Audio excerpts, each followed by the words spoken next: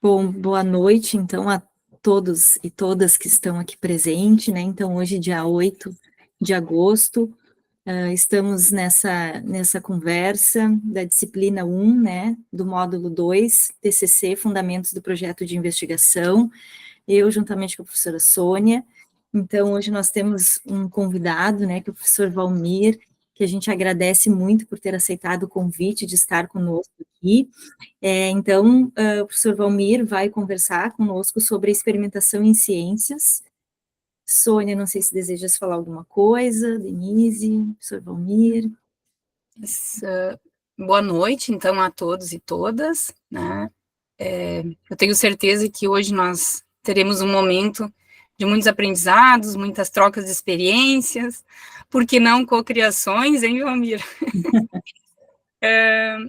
Que é uma palavra que eu adoro, eu já falei para o Valmir que eu adoro essa palavra, que está sempre presente, né, no nosso convidado, que é extremamente criativo, né? Então, o motivo também desse momento, né, com o professor Valmir, né, ele vem ao encontro do texto do Borges, né, que aborda sobre os novos rumos para o laboratório de ciências, apesar de ser um artigo de 2002, né, mas é o artigo que está presente na nossa atividade 3, né, da disciplina, e que na época o Tarcísio Borges trouxe uma reflexão sobre a importância do uso do laboratório para as práticas no ensino de ciências, né? E, juntamente com isso, ele traz uma série de reflexões bastante significativas sobre a aula prática, o uso do laboratório, e algumas dessas reflexões ainda permanecem nos dias atuais, e muitas certamente já se modificaram, mas eu acredito que a fala, né, do nosso convidado vai trazer aí muitas inspirações, né, para que os cursistas possam desenvolver essa atividade, né. Então, eu não vou me estender, né, espero que a gente tenha um momento aí de muitos aprendizados, como eu falei no início. Vou passar para a Denise, não sei se a Denise quer falar alguma coisa, e daí já vamos deixar hoje em foco o nosso convidado, né, vamos aproveitar ao máximo a presença do professor Valmir. Muito obrigada, Valmir. Então, obrigada, né, a Liliane e a Sônia, né, por convidar e chamar o nosso colega, né, o professor Valmir, que também já atuou no C10 na primeira edição, e depois eu vou deixar ele se auto-apresentar. Com certeza vai ser um momento aqui rico, onde vocês vão poder também realizar as perguntas ou escrever. A dinâmica, eu acho que a gente, não sei se eles podem interagir ao longo ou deixar para o final, né? Nós já temos algumas perguntas até que a professora Ana Laura trouxe, né? E então, eu desejo, né, que todos participem, que façam as perguntas, seus questionamentos, e que a gente, né, continue nessa construção, assim, do TCC. Obrigada novamente ao Valmir por estar conosco nessa noite. Bom, então, em primeiro lugar, muito obrigado, viu? Vocês colocam uma pressão sobre o sujeito que chega aqui, né? Vocês todos já estão reunidos há muito tempo, tomando café, e chega um cara novo aqui, novo não, né? Mas um sujeito com cabelinho branco, e ele é assim, porque nós vamos ter uma noite especial, porque... Nada disso, tá? Já tire um cavalinho da chuva que o negócio vai ser bem simples, tá? Em primeiro lugar, agradecer, né, o convite, muito legal, né, ter essa oportunidade de conversar com vocês. Já tivemos várias perguntas, espero poder estar à altura para responder algumas, ou deixar outras perguntas em aberto, né? Por exemplo, ter perguntas da Maria do Carmo, da Ana Laura, da Sônia, da Júlia Sampaio, né? É muito legal. E já pensou assim, teu vice-diretor está aqui te assistindo, junto contigo, são pressões que vão sendo colocadas, né, e Sônia e pessoal. Então, eu quero que vocês se sintam bem à vontade. Eu só não gosto que o Jorge é gremista, tá? O restante está tudo bem com ele, tá tranquilo, tá? Eu quero que vocês fiquem bem à vontade para perguntar a qualquer momento, tá?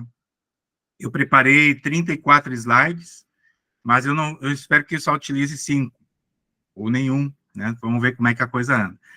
E eu optei por não fazer a apresentação integral dos slides.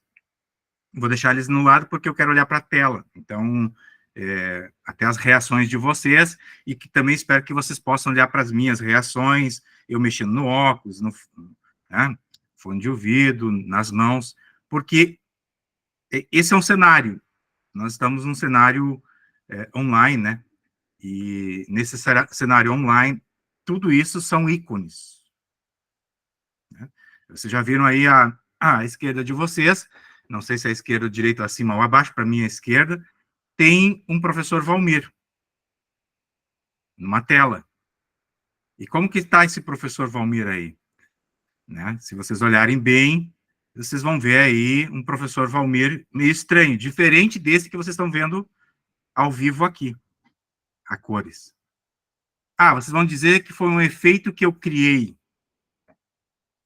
Não, isso não foi um efeito que eu criei. Foi um efeito que a lente do meu celular captou.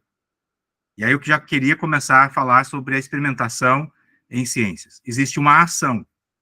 Se eu não chamo a atenção para vocês sobre o que tem na tela, vocês talvez não olhem para a tela.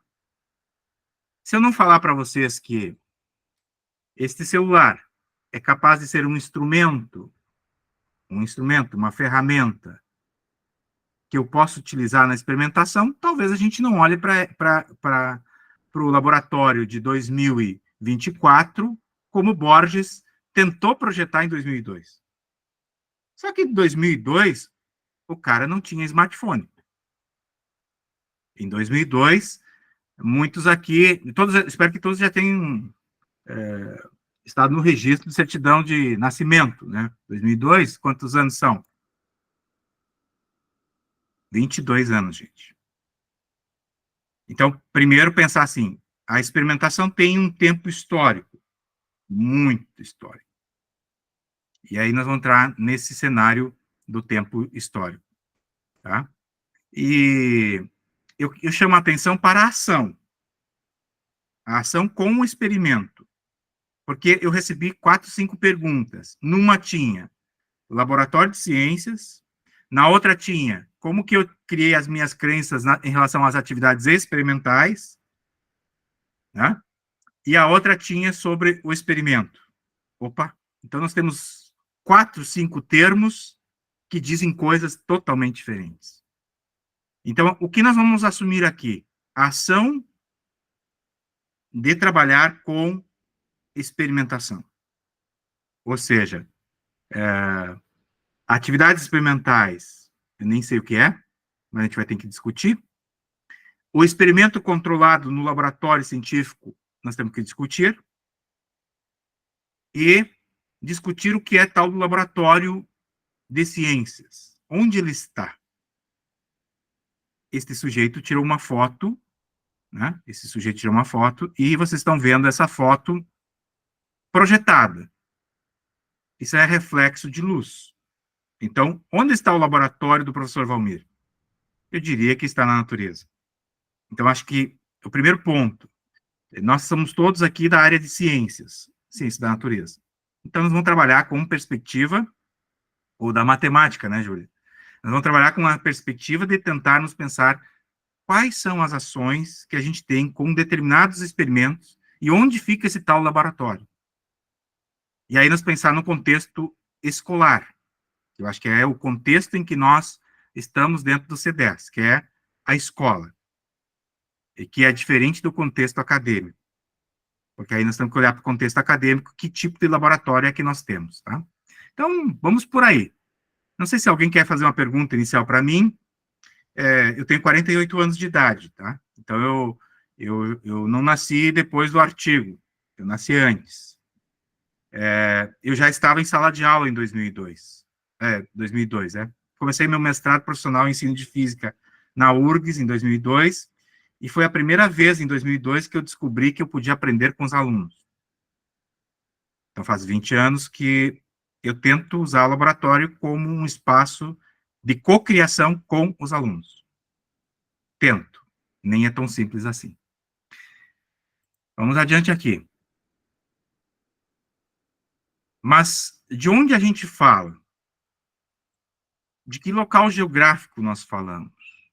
Veja que, nesse momento, eu estou no centro da cidade do Rio Grande. Nem estou na FURG.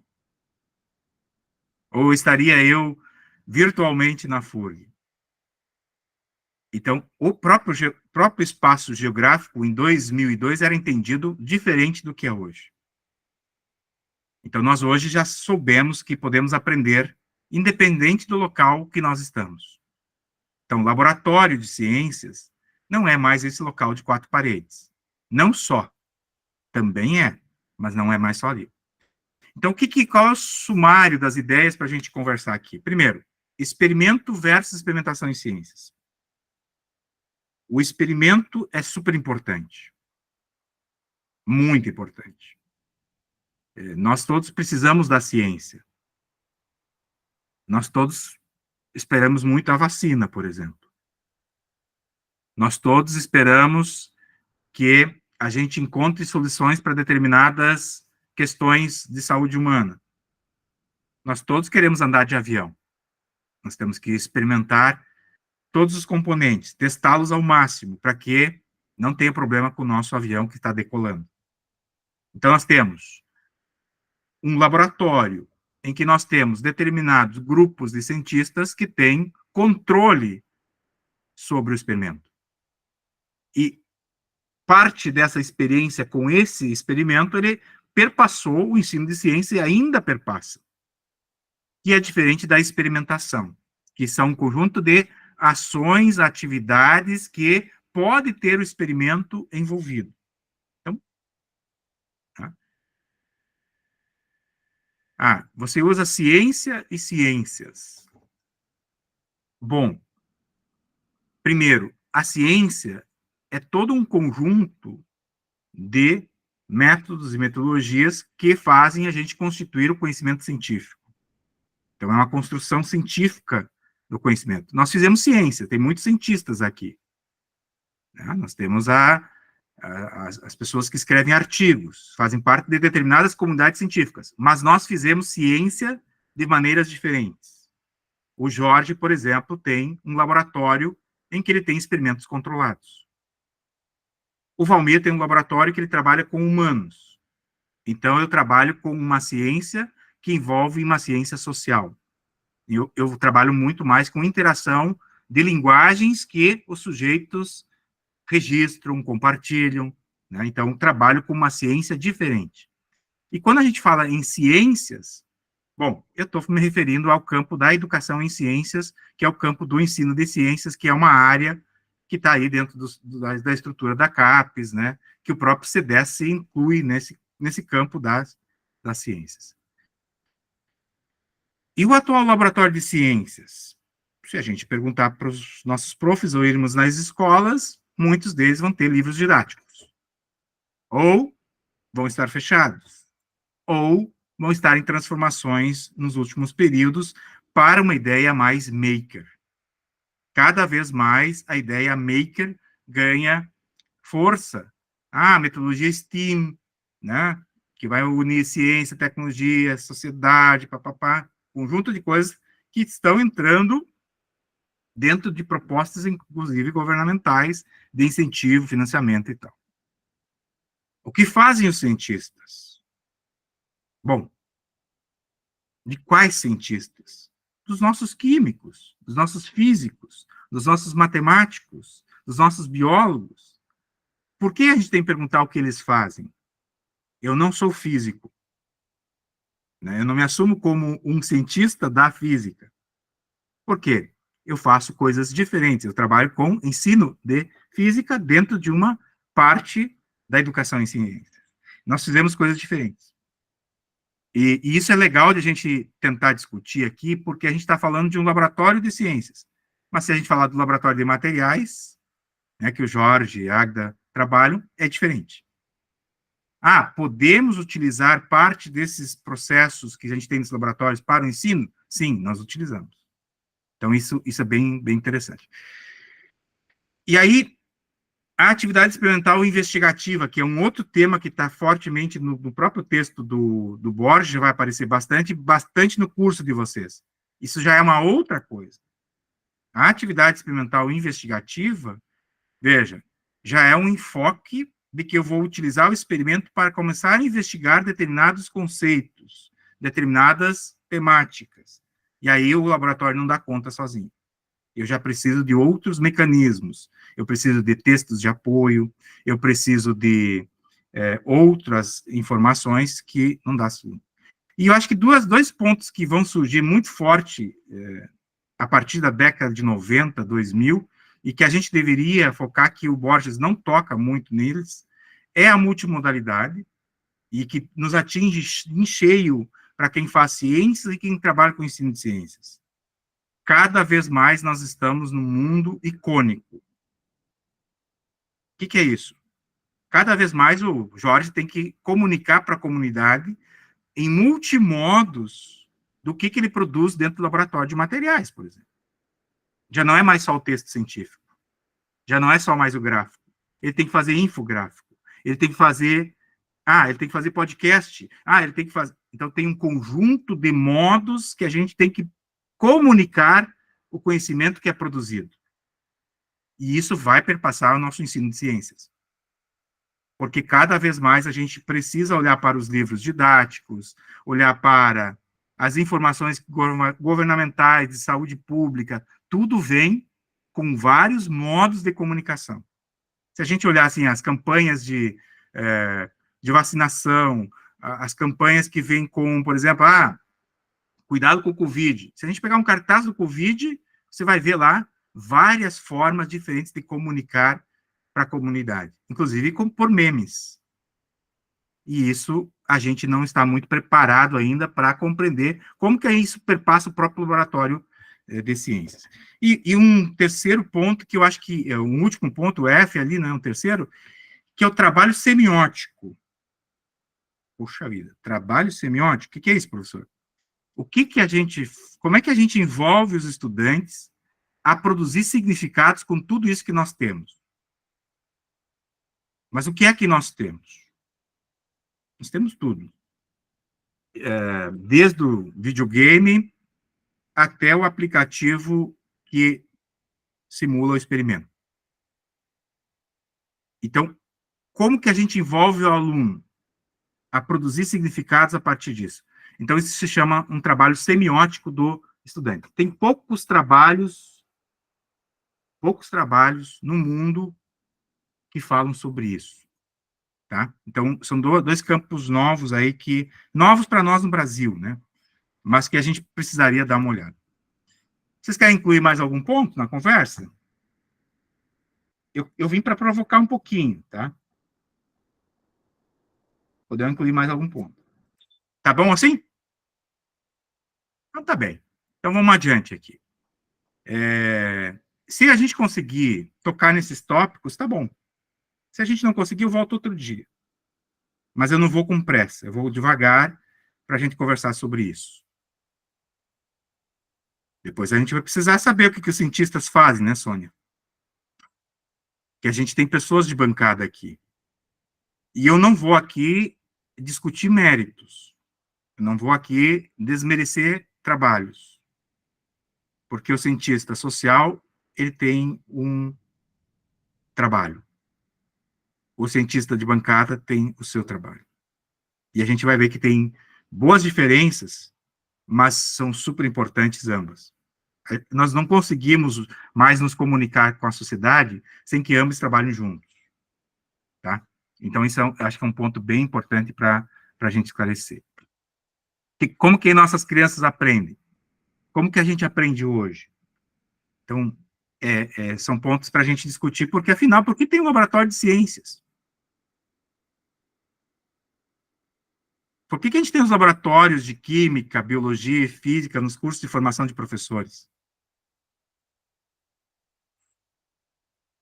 Quais são os propósitos desse laboratório? Podem me ajudar a responder, Júlia? Qual é o propósito de ter um laboratório de ciências na escola? De onde eles surgiram?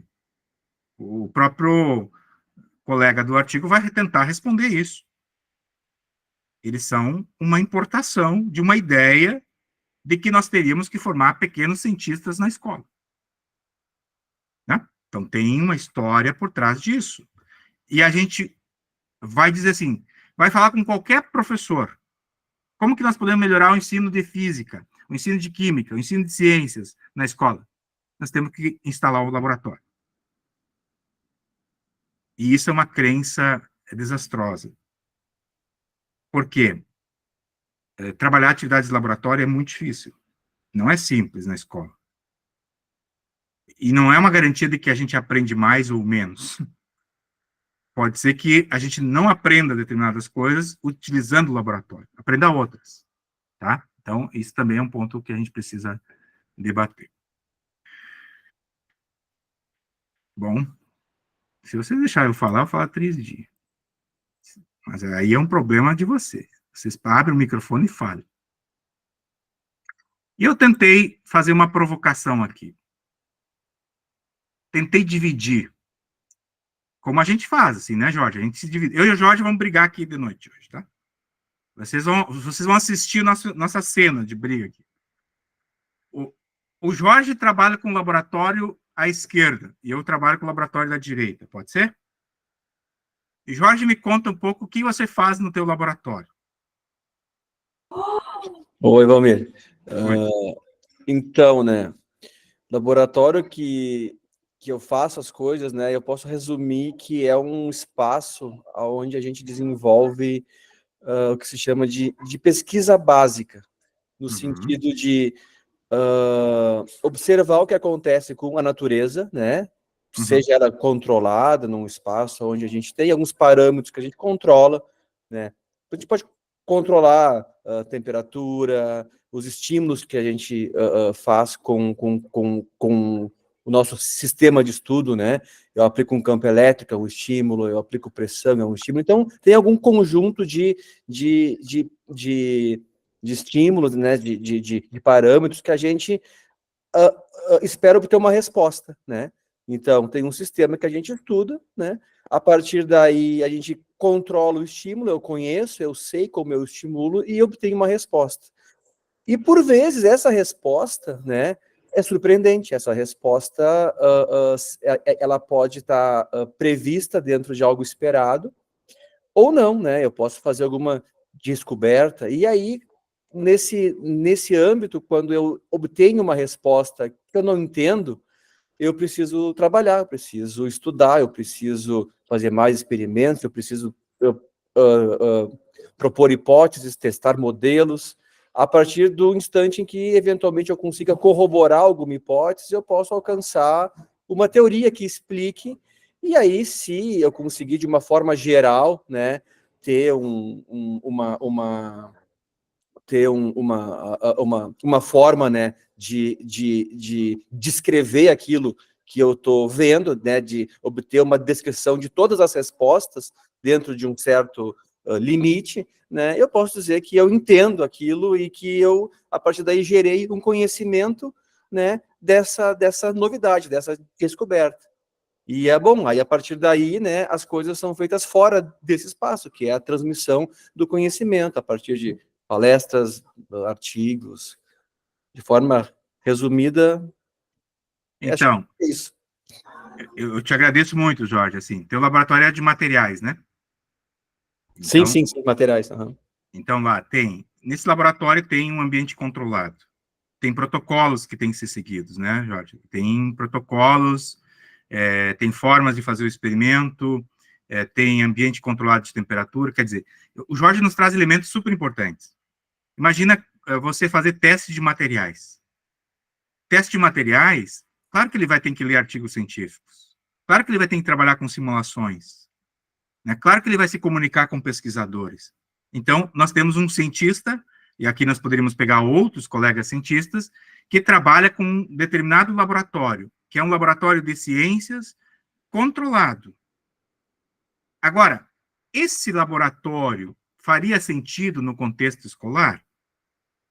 Aí nós temos que pensar o seguinte: no contexto escolar, o propósito do laboratório é outro. Então, qual é o propósito de um laboratório na escola? O laboratório tem uma finalidade didática, pedagógica. Então, se eu levar, por exemplo, uma turma de alunos a visitar o laboratório do Jorge, é super importante. Então, veja, já estou dando uma dica. Nem todo laboratório vai ter na escola. Não pode. Não temos nem material humano e não tem nem carga horária para tentar incluir esse tipo de laboratório. Mas esse laboratório do Jorge é super importante, o trabalho que ele faz é super importante. E esse trabalho também precisa ser conhecido por nossos estudantes. O que um cientista faz? Bom, que tipo de cientista? Eu e o Jorge, nós somos cientistas diferentes. O Jorge trabalha com pessoas também, claro, mas a ciência principal dele hoje é uma ciência com um laboratório de materiais. Ok. O meu laboratório é como que esses caras interpretam isso que o Jorge faz dentro do laboratório. Como é que eles chegam, né, para tentar ensinar isso que o Jorge faz. Então, veja, há uma diferença. E isso é legal porque a gente precisa compreender que do laboratório didático que o Borges vai falar, não é desse laboratório do Jorge. Mas, infelizmente, ao longo do tempo, tentou se instalar esse laboratório na escola. Só que com equipamentos da década de 70, 80, e que ficaram lá. O que a gente faz com esses equipamentos que estão lá? Cuidem. Eles são super importantes. Eles falam. Eles têm história. Nós temos equipamentos que precisam ser guardados. Mas as atividades de laboratório, vejam, as atividades de laboratório que o Jorge nos descreveu, algumas a gente faz na escola. Só não tem o laboratório. Mas algumas atividades a gente faz dentro da experimentação. A gente testa algumas hipóteses, às vezes, num experimento recortado, tanto de química, como de biologia, como de física, de ciências. Eu vou mostrar alguns exemplos depois. Isso é tão legal, porque a gente não pode carregar esse peso do laboratório com controle, com variáveis e tal, para dentro da escola, porque senão você não tem como dar aula. Aí senão você vai começar, tem que ter relatório científico. Espera aí, acho que não é essa a finalidade. A ciência mudou, o ensino de ciências mudou, não é essa a perspectiva. Mas a gente precisa também compreender que nós precisamos falar desse laboratório, porque nós precisamos também pensar que a sociedade precisa formar novos cientistas que acompanhem o Jorge, mas também novos cientistas que acompanhem o Valmir, a Sônia, e nós precisamos, então, desmistificar essa ideia, mostrar as diferentes possibilidades que existem. Né? E eu vou ficar com o lado direito do laboratório, que é um laboratório mais aberto, mas que também, se vocês olharem para o laboratório, ele tem a simulação que o Jorge usa. Opa! Então, as atividades da experimentação em ciência usam recortes do que os cientistas fazem. Então, a gente usa simuladores, o cientista usa vídeo, nós também usamos. O cientista analisa imagens, nós também analisamos. Então, nós temos que aprender também determinados aspectos e explorar isso dentro do contexto do ensino. Claro que nós não vamos fazer na mesma escala, nós vamos fazer de forma um pouco diferente. Tá? Alguma pergunta para o Jorge, para o Valmir, para a Ana, para a Estela? Vocês queriam fazer alguma pergunta? Nós já estamos no slide 3, só tem 50 aí.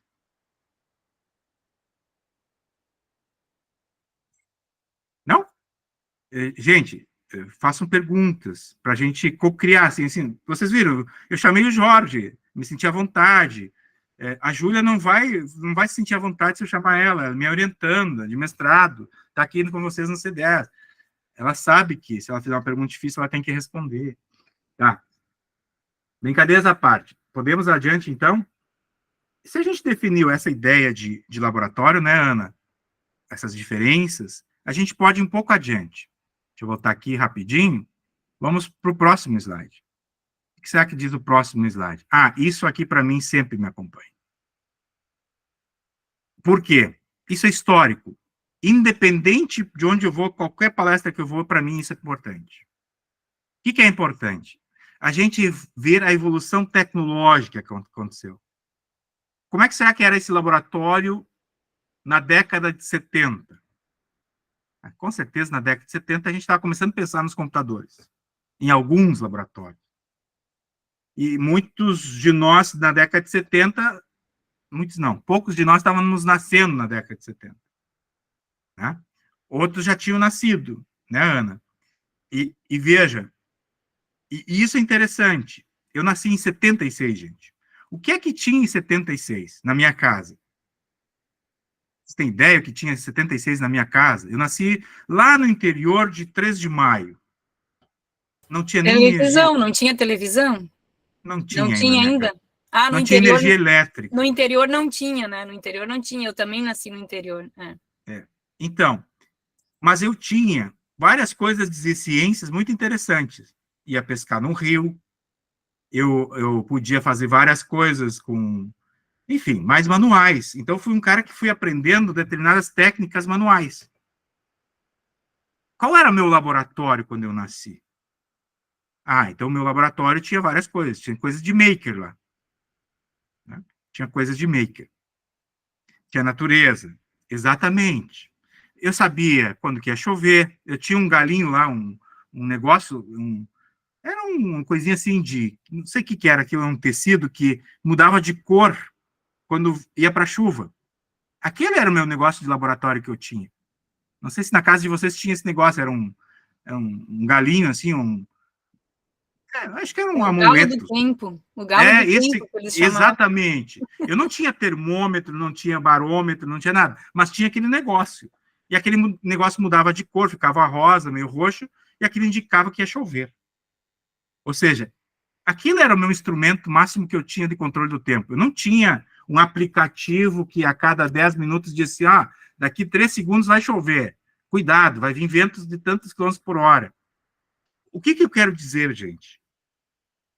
Nós mudamos as ferramentas tecnológicas consideravelmente nos últimos 50 anos.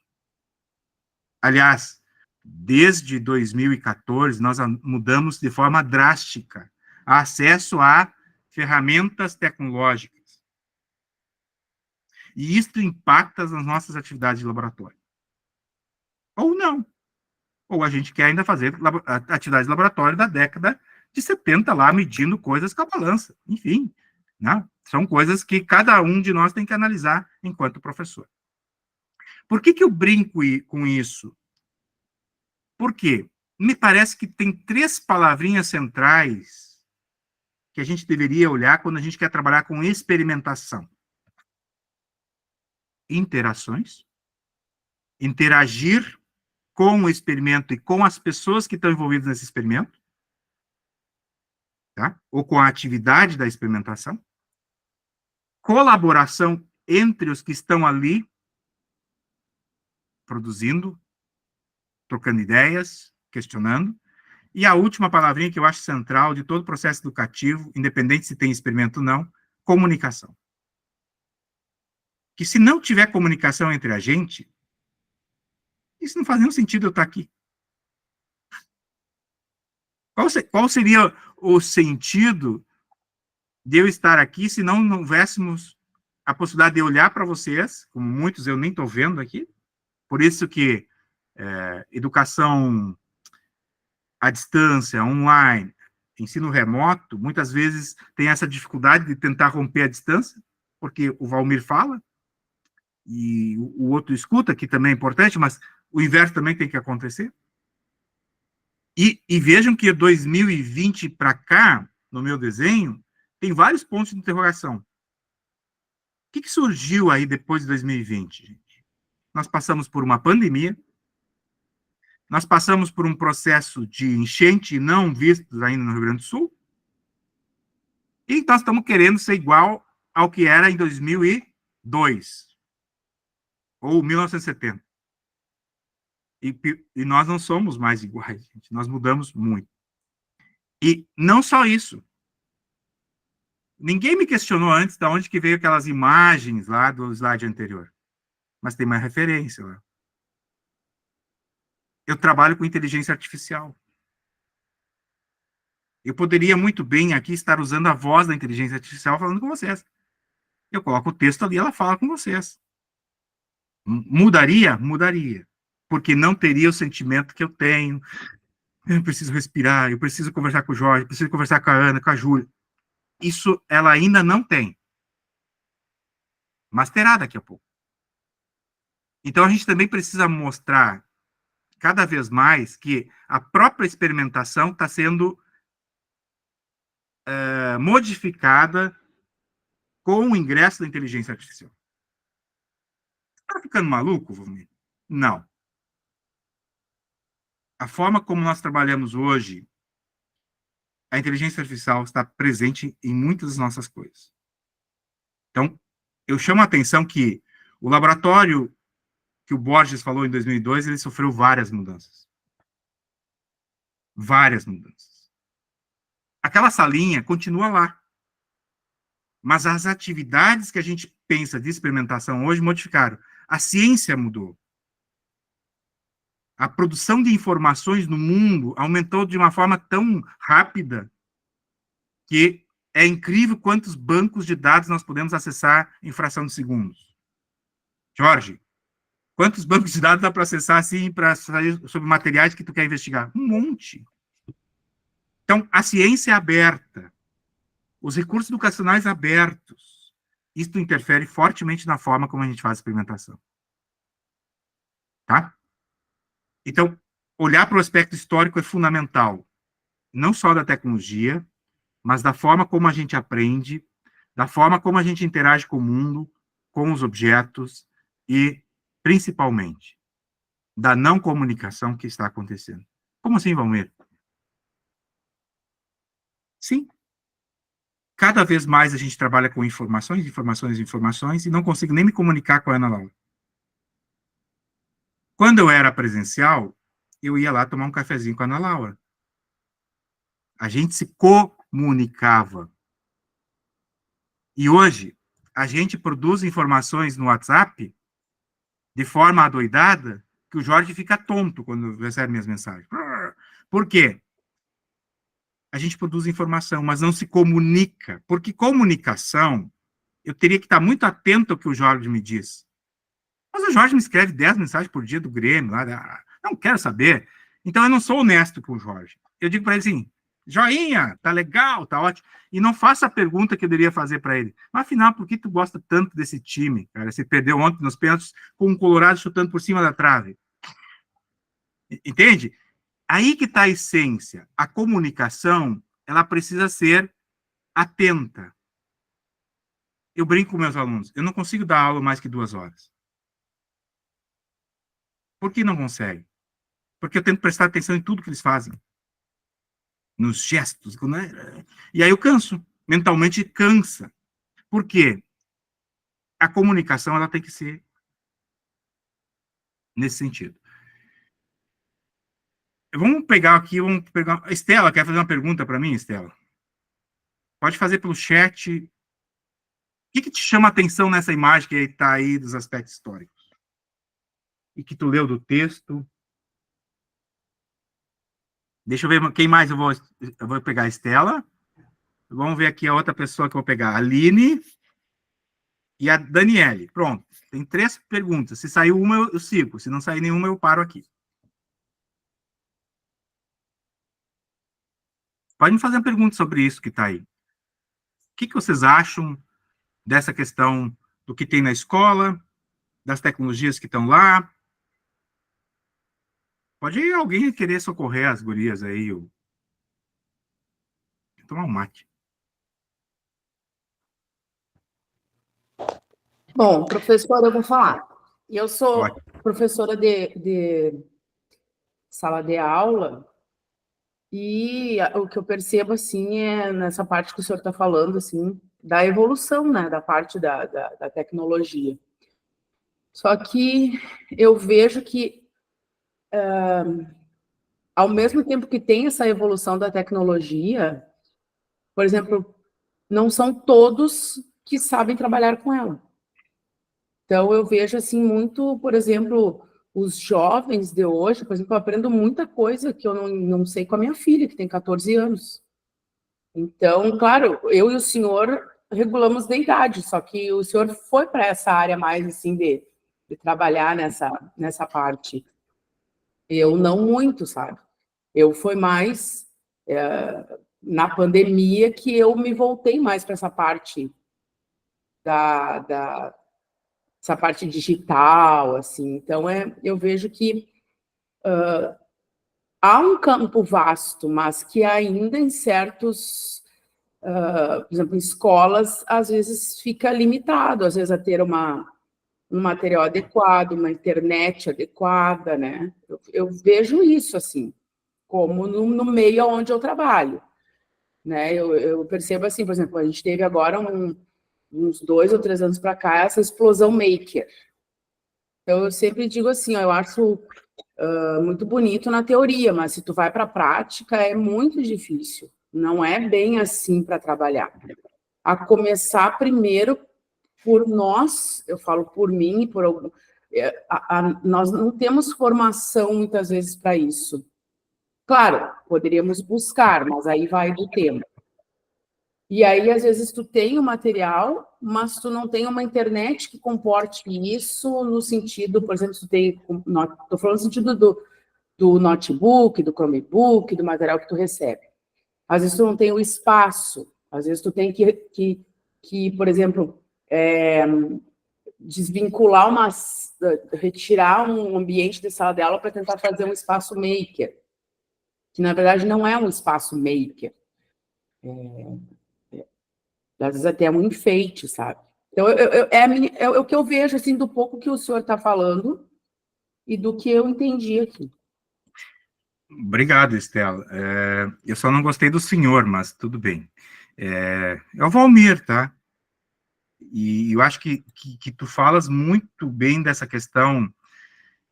Bom, tem um avanço tecnológico, tem avanço de propostas, tem avanço de mudar ambiente, de enfeites e tal, mas tem uma apropriação por trás, né? Um desafio que está posto.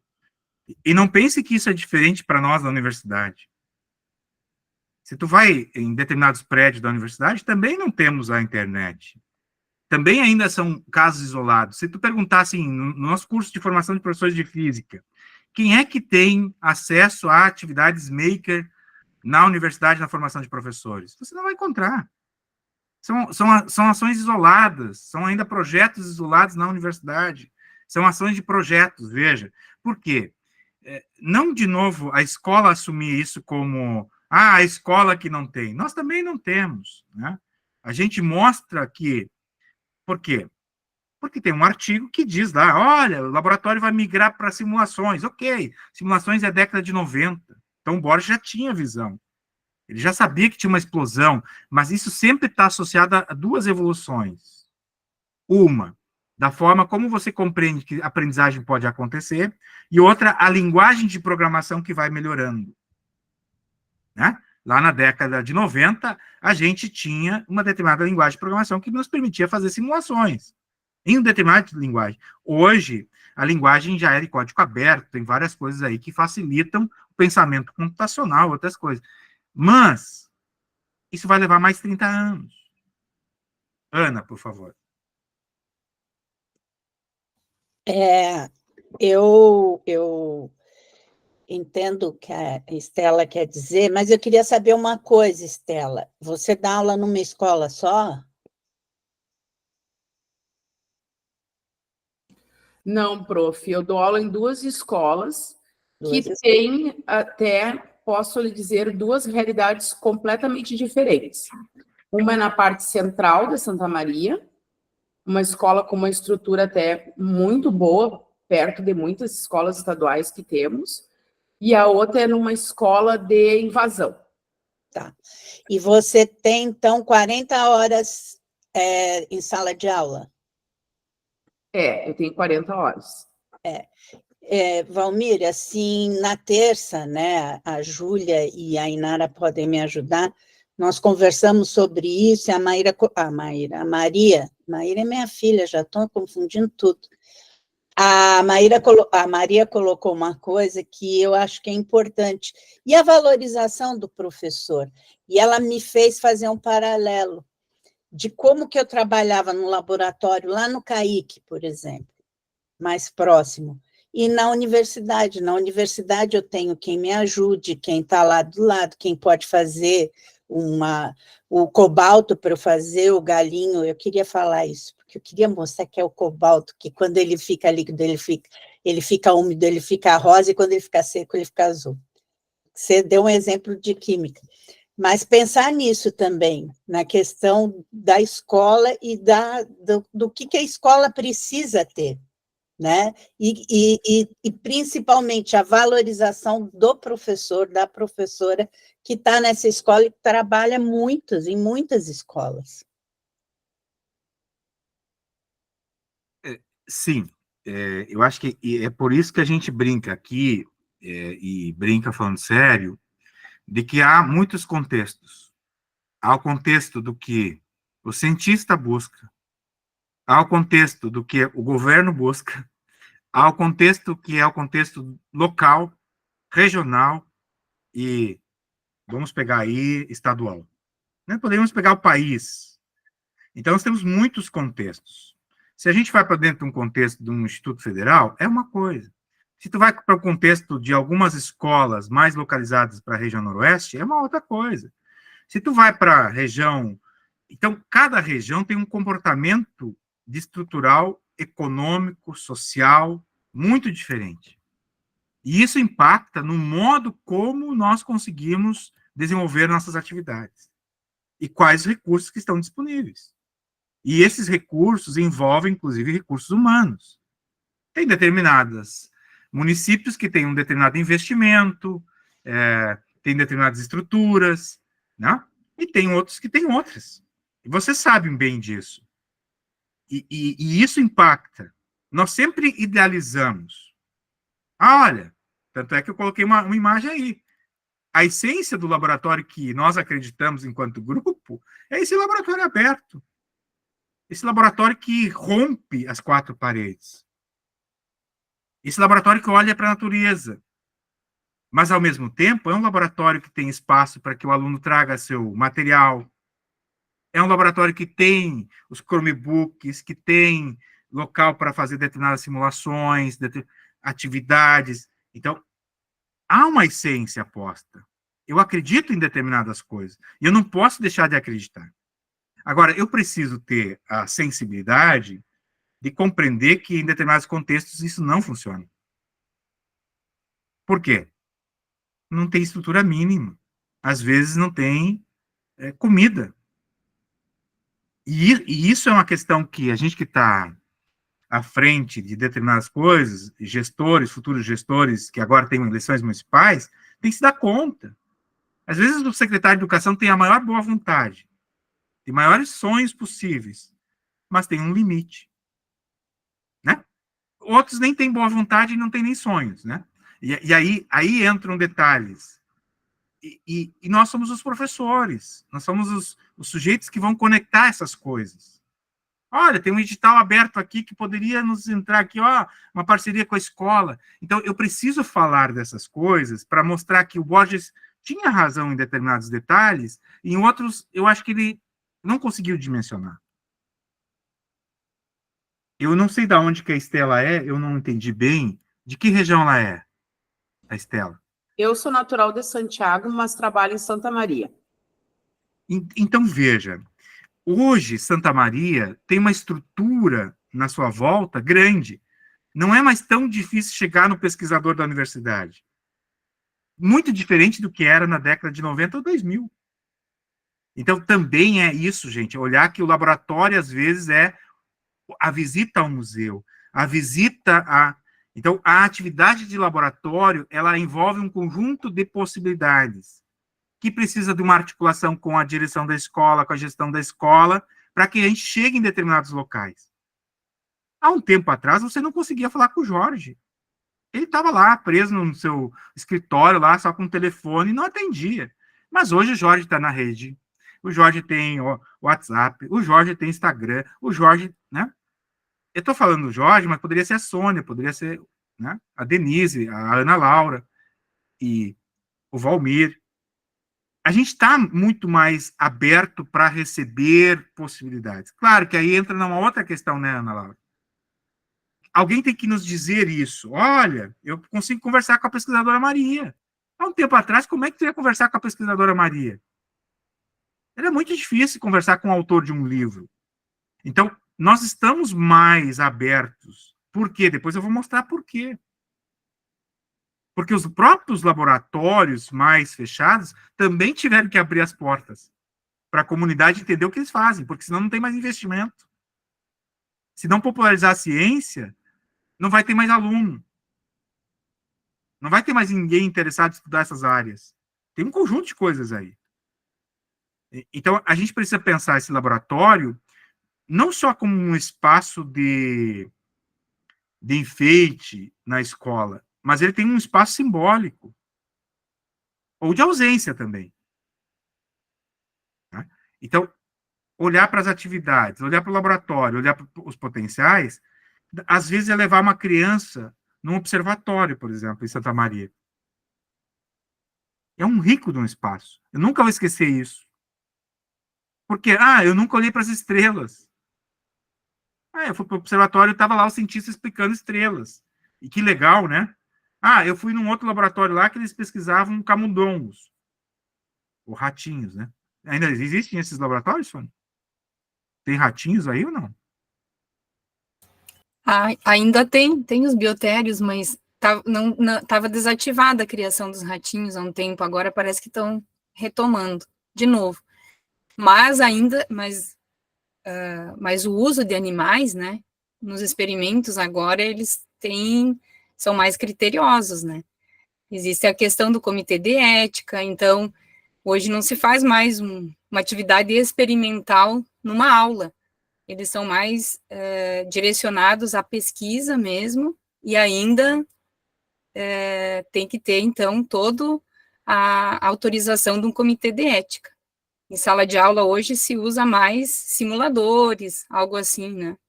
Então, mas ainda se cria ainda, mas em menor intensidade. Então, veja, a gente tem uma mudança, inclusive, na forma de fazer ciência e na forma como que isso vai para a escola. Uma época atrás, era natural alguém pegar uma cobrinha e colocar lá no álcool e levar para a escola. Vocês vão encontrar escolas com isso ainda. Mas isso hoje não é possível. Né? É proibido. A Ana está colocando aí. Então, e a gente tem uma mudança. E que bom que teve essa mudança, né? E hoje, qual é o grande desafio que a gente tem? Nós, enquanto universidade, enquanto escola, é conectar, fazer rede. Não precisa ter laboratórios tão sofisticados na escola. Por quê? Isso é mais um dinheiro público que vai estar ali e que nós não vamos ter pessoas para isso. Eu concordo. Gente, se fosse possível ter laboratórios... Sim, Ana, queres explicar, Ana, do proibido? Não, pro Guilherme, eu acho que foi na mesma época, Sônia, que precisou de comitê de ética. A educação básica não pode abrir um ratinho. Eu fiz isso, eu abri um peixe, demorei para comer peixe depois, mas aí são uns 50 anos atrás, tá? E é mesmo 50 anos. Mas agora é proibido. Quando eu estava no proibida a manipulação, né, Ana? Ou seja, já existia antes da lei da lei de 2008, a Lei Arouca, já existia a possibilidade de poder levar animais para a sala de aula, na época era permitido, mas se ele entrar vivo, ele tem que sair vivo. E se ele entrar morto, por exemplo, taxidermizado ou no formol, não deve ser feita a dissecação. A criança não era, o adolescente não era, a criança, o adolescente não era autorizado a fazer. Depois da legislação da Lei Arouca, aí agora realmente assim, não há qualquer possibilidade de manipulação, mesmo em ensino superior. Para que a gente possa utilizar animais em sala de aula no ensino superior, tem que passar pelo comitê de ética. E a primeira coisa que o comitê de ética vê se o experimento que o animal vai ser submetido produz conhecimento inédito. Eu quis intervir até porque eu acho que isso tem a ver com o que o Valmir está trazendo para a gente, que é essa ideia da produção de conhecimento. A ciência mudou, não é mais só manipulativa, mexer e copiar e repetir um roteiro, né? Eu preciso produzir um conhecimento inédito e eu tenho que comprovar, no caso do comitê de ética, que eu não tenho um substituto para isso, né?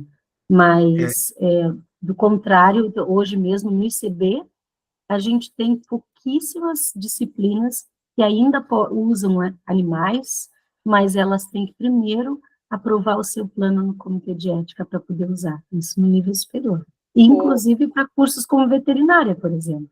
Até mesmo um curso como veterinária é proibido A própria fazer medicina, manipulação de né? A animais. medicina mudou muito, a medicina já não pode Uhum. ter os corpos, né? Não, e acho que é importante responder essa pergunta sobre o formol, né? Porque, assim, tem toda uma questão de técnica de cuidado com o formol, e nem sei se a escola consegue comprar formol, nem pode manipular isso, né? Tem toda uma questão química por trás. Então, O formol é um produto controlado, né? exatamente. Bom, então, acho que é legal a gente perceber que tem mudanças, as legislações estão aí, dá para colocar em álcool com água. Aí nós temos que estudar as legislações, que essas aí eu realmente não conheço, né, porque eu sou da área da física, eu sei que o CMCIM tem alguns problemas em relação a isso, dessas trocas, né, que tem que fazer e tal. A gente tem algumas coleções ali. Mas é interessante. Vejam que isso são temáticas bem interessantes, até inclusive para os trabalhos finais de vocês, né? Porque daqui a pouco vocês têm uma realidade na escola que precisa de um suporte, né? Um suporte de alguma universidade, algum instituto que tem alguém habilitado para fazer isso. E eu quero de novo dizer isso, né, gente? Cada vez mais nós temos que nos conectar com a própria escola e com a própria universidade, mas tem uma coisa central que eu quero dizer, que é aprender com as crianças. Porque as crianças estão em contato cada vez com um mundo mais diverso do que o nosso. Mais diverso do que o nosso. Porque nós não conseguimos acompanhar todas as interações que acontecem nesse contexto das crianças. Antes, não. Eu e o Jorge ia para a escola, nós ia só para determinadas coisas. Mas hoje, as informações, a circulação de informações é muito grande. A gente tem acesso a muitas coisas. Mas o sujeito é carente. Mesmo o sujeito carente tem acesso. Por outros meios, mas tem. Então, eu penso assim, que a atividade de laboratório, ela mudou o sentido, como o próprio movimento de aprender mudou o sentido. Então, a forma de aprender hoje é muito diferente da forma como a gente aprendia. Então, é com as crianças. É nesse sentido que eu quero bater um pouco na tecla. E a gente tem mais ou menos uma meia hora ainda? Pode ser? Almir, pode sim, pode. Tá. A minha pretensão não é esgotar o tema. A minha pretensão é devagar. Vocês conhecem isso? O que é isso? Eu duvido que tenha alguma pessoa aqui no grupo que não tenha visto isto. E a gente fala em laboratório maker. Você quer um laboratório maker maior que esse? E esse instrumento que está aí nessa imagem, tem mais de 60 anos. O pessoal de matemática está sendo confeccionado aí uma atividade de multiplicação com botões. Então, é um experimento da matemática, olha aí, ó. Está sendo feita uma atividade aí, que as vovós tiveram o desafio de costurar. Em que laboratório tem isso na universidade? Me contem. Tem alguma escola que tem isso? Faculdade de moda. Tem na faculdade de moda. Eu já fui professora em faculdade de moda, daquelas coisas que eu já fiz de monte. Que legal, né? E o que essa máquina faz, gente? Como ela funciona? Isso aí funciona há 60 anos com trabalho manual. Tem uma correia ali, tem polias. Se a gente quiser fazer qualquer robô, tem que saber essas polias aí. Por que tem a maior e que tem a menor? Tem que estudar física 1 aí, né, Jorge? Tem que estudar tensão. Mas tem uma agulhinha ali que fura. Tem que estudar um monte de coisa. Por que eu trouxe essa máquina? Essa cultura maker, nós fomos perdendo com o tempo. Ela não é simples, ela é complexa, eu não sei lidar com ela. viveu a vida inteira do meu lado ali, eu não sei lidar com ela. Mas aí, com o tempo, o que a gente foi fazendo? A gente foi evoluindo com as ferramentas. Aí, o que aconteceu? O que foi acontecendo? A gente colocou uma elétrica, uma eletrônica, que gruda até botão. Poxa, aí eu já tive que aprender eletrônica, porque se esse negócio estragar aí, é um problema. Elétrica. Mas a essência é a mesma. Então, nós também temos um avanço das ferramentas, e com isso mudam as tecnologias, mudam as informações que vêm. Então, nós estamos imersos em um laboratório. E sabe o que eu vejo às vezes? Vocês vão brincar comigo. Mas a gente tem doutores que não sabem trocar uma resistência de chuveiro. E sabem tudo de eletricidade. Aí o pai, que é eletricista, que tem lá seu quarta série do primário, tem que ensinar o garoto que tem doutorado a trocar o chuveiro. E são as coisas que mais me impactam na universidade. O que está acontecendo? A gente está com um mundo de tanta informação, tantos experimentos, e isso que o cara fez, experimento de física 1, 2, 3, 4 no laboratório, e ele não sabe trocar uma resistência. Não sabe trocar uma lâmpada. Então tem alguma coisa equivocada aí. Né? Então, de novo, se a gente está falando da atividade do laboratório, o que é que está acontecendo? Nós estamos criando super especialistas em determinados campos, mas que não tenham conhecimentos em determinadas outras áreas de habilidades e de técnicas. Né? Então, a gente também tem que pensar um pouco nisso. Afinal, de qual laboratório que a gente quer falar? E eu gostaria muito que a gente pudesse falar um pouco mais desse laboratório que nós estamos dentro, que tem um celular, que tem um computador, ou que às vezes tem que folhear um livro didático lá para tentar entender o que é que está acontecendo em determinada coisa. Mas não tem nada na minha escola. Tem. Tem muita coisa na tua escola. Na minha escola tem muita coisa. Às vezes a gente olha para determinadas coisas que a gente gostaria de ter, que alguém disse, é importante você ter lá um microscópio. E aquele microscópio fica lá anos sem ninguém mexer. Por quê? A lente sujou, desfocou, e aí não tem o técnico para fazer. E a gente acaba perdendo a possibilidade de ter daqui a pouco uma atividade de laboratório com o celular que a professora tem. Ou uma atividade com o celular que o aluno tem. Ou com um instrumento que o próprio aluno podia trazer de casa, que às vezes o pai é um especialista lá em eletrônica, em alguma coisa. Então, a gente precisa cada vez mais olhar para esses laboratórios que nós temos na nossa volta. Eu vou chamar de artefatos que a gente tem, que estão aí na nossa volta. Tá? Por quê? Nós não trabalhamos com um laboratório controlado, então a gente não precisa... a própria cozinha é um laboratório. É. Tem muita coisa de laboratório aí. E quanto a gente aprende, né? Quando coloca uma criança a fazer determinada coisa, tem as medidas que tem que fazer, né? Tem que tanto temperatura, cuidado com o forno, cuidado com isso, né? Então, a gente tem um espaço muito rico de laboratório, que é diferente do laboratório que o Valmir tinha em 1976 ao nascer. Não tinha forno elétrico, não tinha micro-ondas, não tinha geladeira. Ou seja, o Valmir não tinha realmente, ele tinha outras coisas. Mas hoje a gente tem muitos instrumentos diluídos aí na sociedade.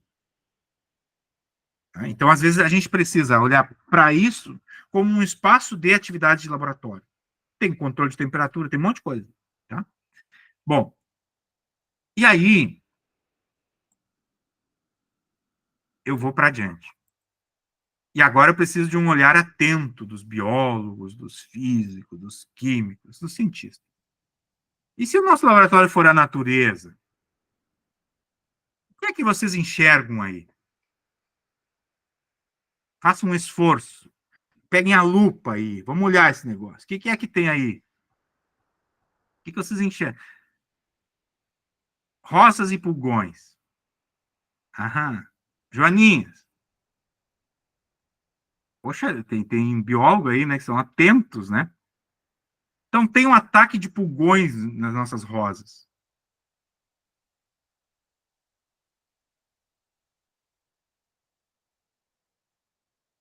E agora, como é que resolve isso, meus jovens alunos? Esse é o nosso laboratório. É uma fotografia do meu laboratório, do meu jardim maker, onde que eu me divirto para não ficar estressado com a Ana, às vezes. Né? Essa é uma figura de linguagem, tá? Não está gravando isso, né? Depois isso aí chega no reitor, eu vou sofrer um processo administrativo. Está gravando? Me lasquei. Bom, reitor, era só uma brincadeirinha. Mas assim, então a gente tem um jardim maker que a gente pode ter lá a horta? Pode, a horta é um grande laboratório. Mas dependendo para que a gente olha, às vezes ele é só um laboratório para esforço mecânico. Colocar as crianças lá capinadas, né, é uma coisa. Mas se a gente olhar para o mundo que está ali, para os processos que acontecem, muito interessante. Eu queria saber da Carla, como é que eu tiro esses pulgões de forma a não agredir o meio ambiente? Tá fechado teu áudio, Carla. Tem várias possibilidades. Existem uma série de receitas caseiras que a gente pode fazer e preparar, e aí trabalhar a química, né, para poder colocar ali e tirar esses pulgões. Porque eu percebi na casa... Vinagre é uma das coisas que pode fazer. Tá, mas e qual a quantidade que eu coloco? Senão eu vou deixar as florzinhas... Aí tem que procurar a proporção, né, de vinagre e água para poder e aí colocar. eu começo... A Isabel está falando fumo de corda diluído no vinagre. Isso mesmo. Detergente neutro, o Gui está falando.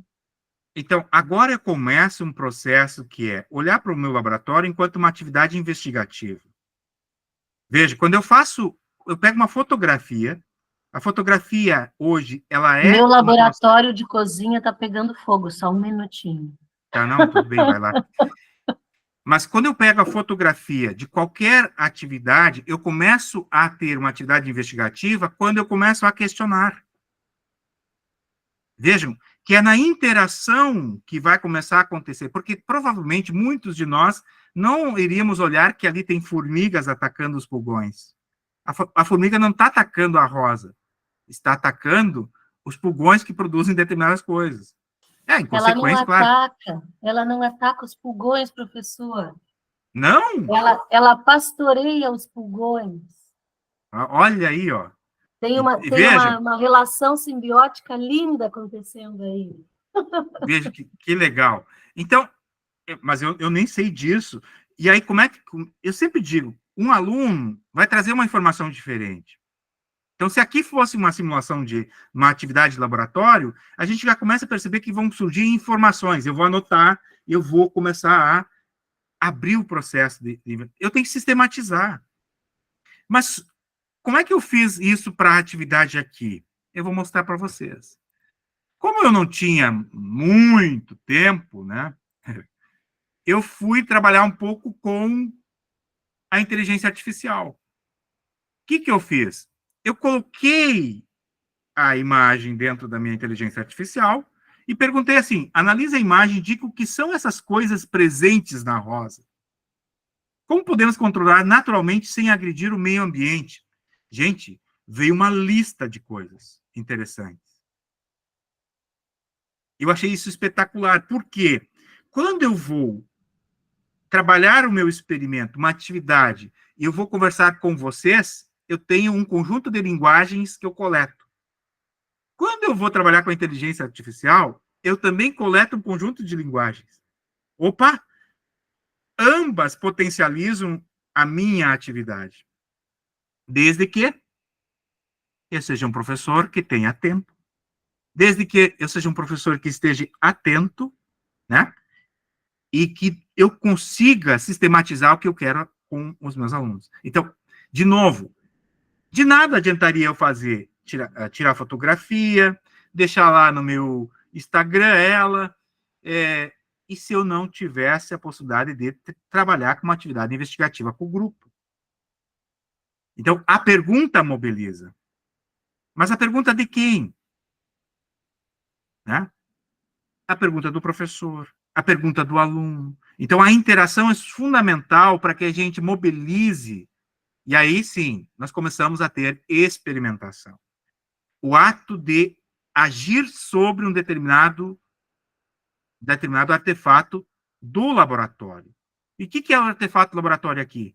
A fotografia, que está presente no Laboratório Jorge. O Laboratório do Jorge produz fotografias com os materiais. Então, é uma partezinha do laboratório controlado. Claro que eu poderia melhorar a minha fotografia, mas para fins didáticos pode ser ela. E veja quanta coisa pode mobilizar. A gente pode fazer, inclusive, um controle das minhas rosas por um determinado período. Eu posso, inclusive, aplicar determinada coisa que um aluno pesquisa, diz, aplica vinagre, tantos por cento lá com água, e veja o que acontece em 5 dias.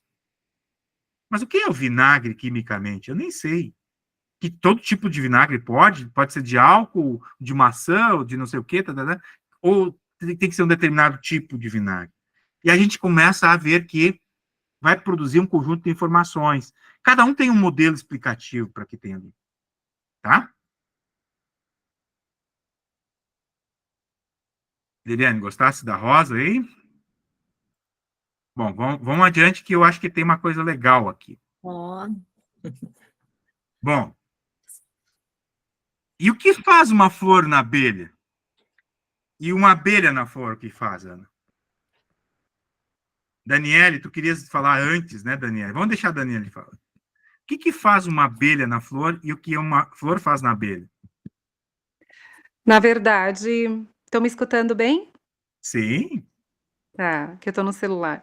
Na verdade, antes, as colocações já foram complementando tudo que eu tinha pensado, então, a gente chegou bem num ponto que eu estava mesmo escrevendo a atividade que a gente vai responder agora, né, nessa terceira, que para mim é muito importante o laboratório vivo, né, o ambiente externo como laboratório. Então, agora, quando a gente começou a conversar sobre isso, eu me identifiquei muito, né, quando apareceu ali a rosa com os pulgões, enfim, eu sou bióloga, né, e eu acredito que o ambiente externo é um laboratório fantástico.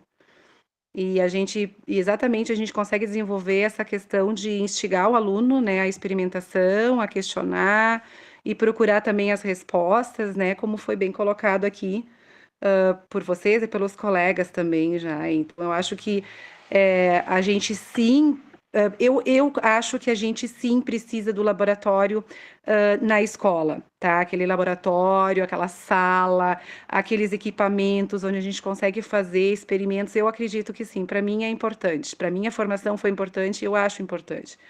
Mas eu acredito também que a gente tem muita coisa fora dessa sala que é fantástica. Hoje eu levei alunos meus para um museu lá em Gramado sobre os foguetes lá da NASA, fantástico, nossa, aprendemos muito. Então, museus, exposições, o ambiente externo da sala, da escola, são laboratórios fantásticos. A gente só precisa desenvolver essa habilidade, essa curiosidade, né, e a capacidade de levar o nosso aluno a buscar as respostas, a olhar as coisas com outros olhos, né? Quando o Valmir ali pediu o que tinha na rosa, né? A gente tem que enxergar, a gente tem que enxergar as coisas, a gente tem que perceber as coisas que são diferentes, né? Porque às vezes no nosso mundo a gente nem enxerga mais, a gente não vê mais a questão, a gente não vê mais o problema, né?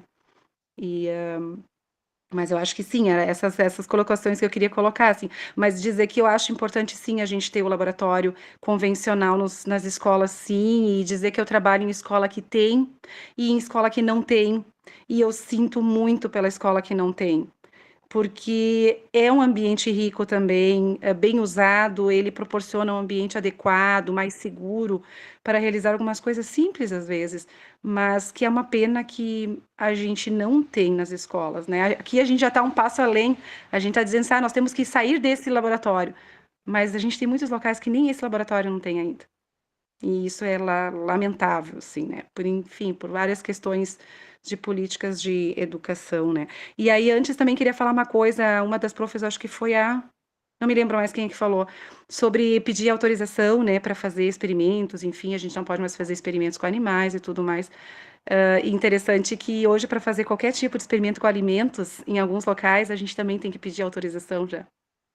Então, assim, a gente está começando a passar, e eu não sei, eu acho que nós estamos perdendo algumas coisas com isso, a minha opinião, né? Quando a gente começa a criar muito empecilho, claro, tem todo um contexto, né, de porquê, mas quando a gente começa a complicar demais as coisas, a gente vai deixando de fazer elas também, né? Uhum. Então, essas coleções, por exemplo, de biologia, que para mim, na minha formação, foram importantíssimas, né?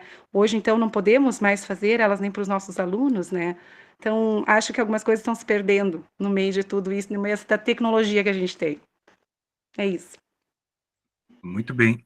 Obrigado, Daniele. Eu concordo contigo, termos o espaço é fundamental, termos o local para descarte adequado de determinadas coisas que a gente vai utilizar, a própria questão de segurança que tu falas, porque, assim, nós realizamos determinadas atividades e elas precisam ser feitas em determinados espaços adequados. Concordo contigo. Mas alguém colocou ali pós-enchente, né? E a abelha na flor, e flor na abelha, pode criar um cenário interessante de investigação.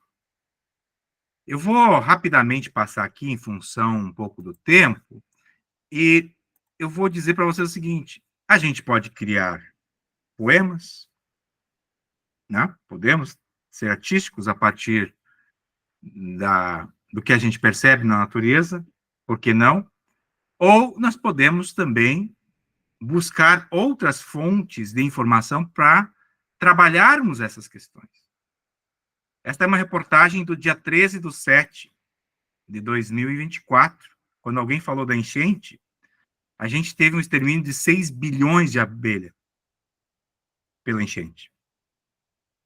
Então, é preocupante porque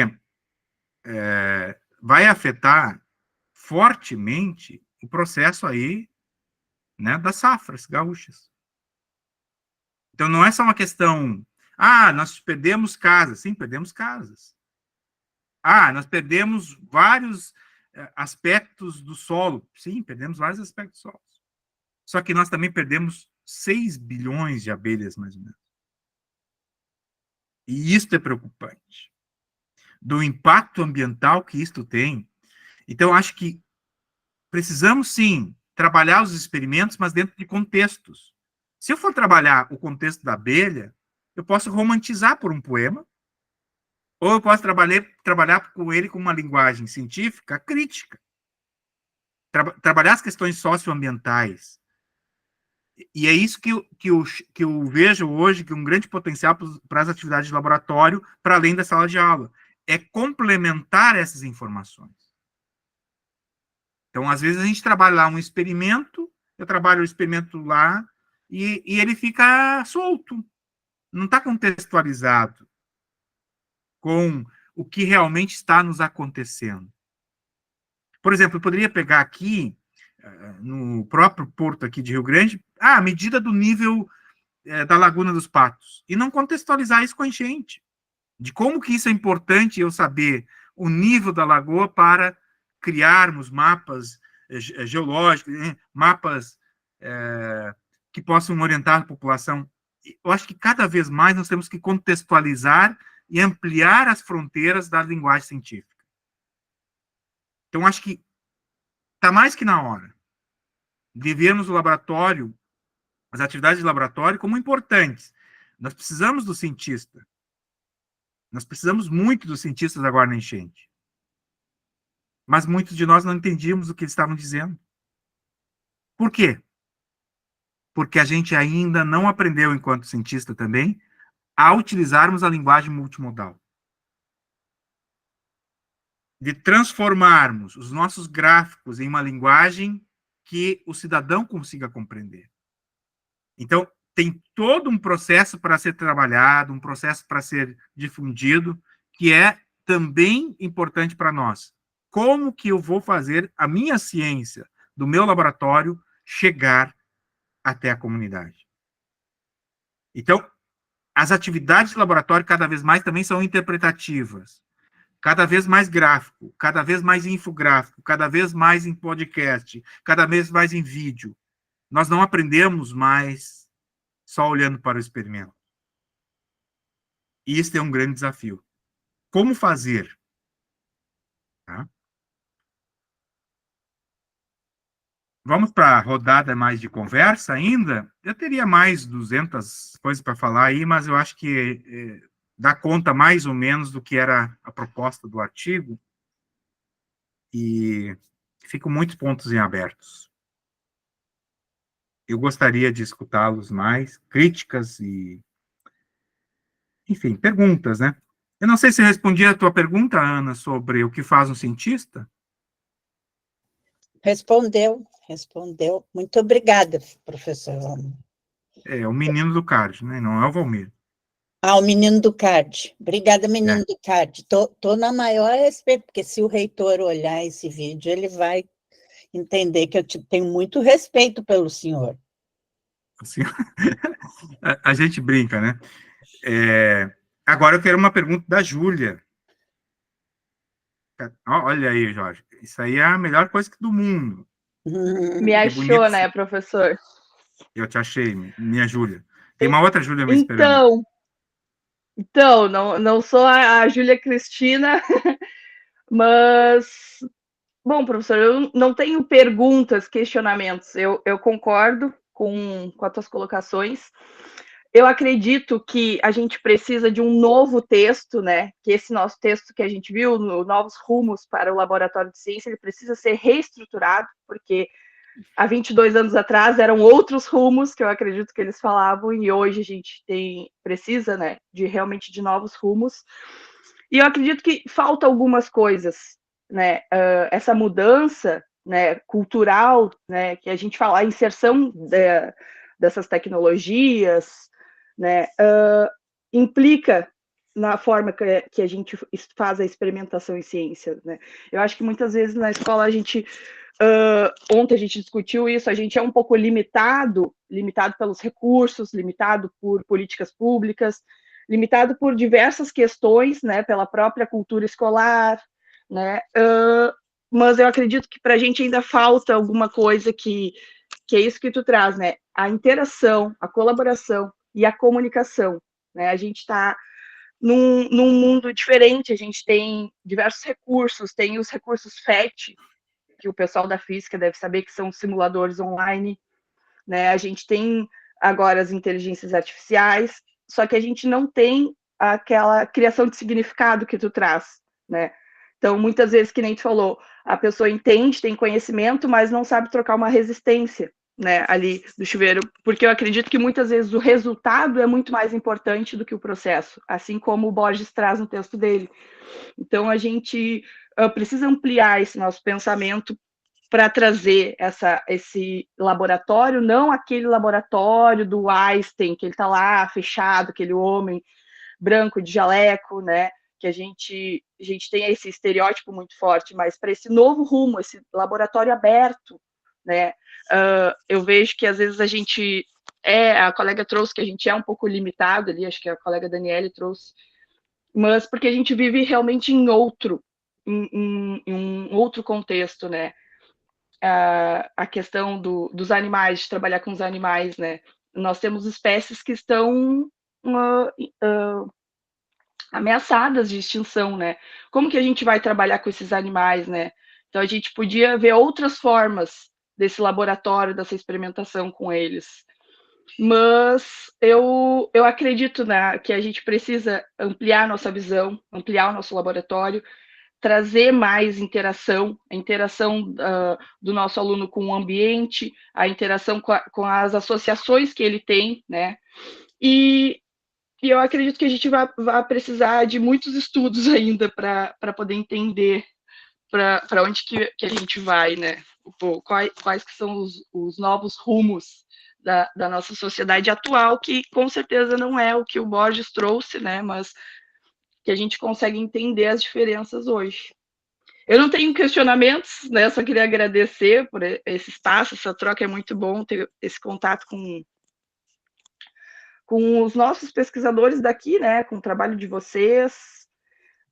Eu lembro dos meus momentos na física ali com as aulas da professora Águida, não sei se ela lembra de mim, mas eu lembro muito, né, das nossas experimentações, da gente entendendo os conceitos ali, né? Então esse laboratório realmente é muito importante, só que a gente precisa entender que a gente pode ampliar, né, esse laboratório, e a gente só vai entender isso nesses espaços aqui, com a reflexão constante do que é o nosso trabalho como professor, né?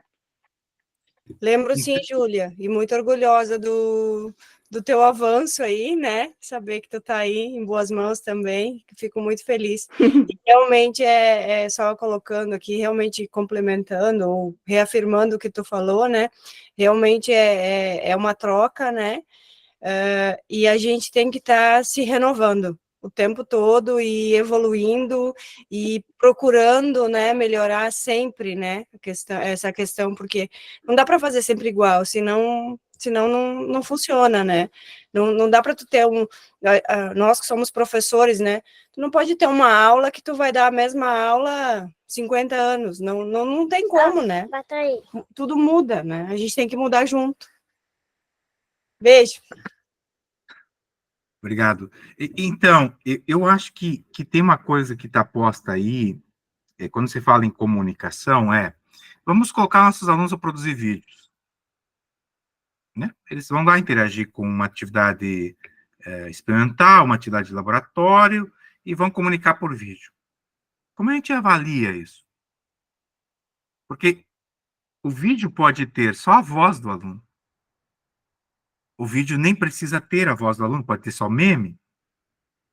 O vídeo pode ter um conjunto de imagens criadas pelo aluno, ou copiadas da internet. Então, a gente tem um conjunto de possibilidades muito grandes hoje. E como a gente avalia? Pelo tom de voz do Valmir? O tom de voz revela coisas. A forma como eu me comunico para a câmera revela coisas. Então, há sim, como a Águida diz, um processo em que eu, como professor, eu, enquanto sujeito da educação, preciso aprender muito, porque cada vez mais nós estamos nos comunicando por recursos, por meios midiáticos. E a comunicação não é igual. Porque quando o aluno estava presencial comigo, presencial, eu nem entendia quando ele fazia determinados gestos. Agora, imagina quando ele está dentro de um recurso, um artefato, uma ferramenta tecnológica. E ele está colocando uma simulação lá, ele está colocando mais isso, mais aquilo. Tá, mas e como que ele dá significado para aquele conceito que ele está estudando? Então, entra todo um papel da semiótica, que nós vamos aprender com a própria Júlia no seu mestrado, né? Que está lá estudando de como é que se aprende com um software. E eu digo para ela, depende como que vai ser o trabalho semiótico dos envolvidos com o software. Porque dependendo, eu posso só interagir com o software e, bom, acabou. Eu entrego a tarefa para o professor, tchau! Passei de ano, beleza. E o professor nem dá feedback, às vezes só dá um certo, errado e acabou. Ou nós temos determinadas ações em grupos e discussões. Então, temos desafios. E isso que é legal, né? Porque nos mobiliza, nos faz pensar, poxa, eu estou no início da minha carreira, né, Carla? Nós estamos no início, né, Ana? Estamos no início da nossa carreira. Estamos aprendendo, viu, Daniele? E isso é bacana. Quantos anos nós vamos ficar na nossa carreira? O Jorge me dizia isso há poucos dias atrás. Eu ainda não sei, Jorge. Né? Eu só sei que eu estou há um bom tempo nisso e eu estou no começo. E todo dia eu descubro que eu ainda não sei. Que é... E aí eu fico pensando no Borges, que escreveu o artigo, né? Tentar projetar como vai ser daqui 20 anos é quase que um suicídio coletivo. Né? Então, os textos são escritos para uma determinada época. Ele foi feliz para a época até 2010. Para posterior a isso, eu acho que tem vários conceitos interessantes, mas tem vários desafios postos, como estes dos recursos tecnológicos, da importância da comunicação, e a comunicação hoje ela é verbal, não verbal, icônica, midiática, um conjunto de elementos que vão surgir aí e todas elas interferem. Por exemplo, a escrita. Quem de nós escreve? Quem de nós rabisca? Vou sair daqui e vou rabiscar o que me aconteceu hoje à noite aqui. Que eu preparei 38 slides e parei no 7º. Sim, é sinal que é isso, não deu, né? Liliana, vão ter que me chamar de volta outro dia. Outras questões aí, vamos lá. O que mais surgiu de perturbação? Me critiquem, assim, no sentido, me façam perguntas para eu não dormir de noite.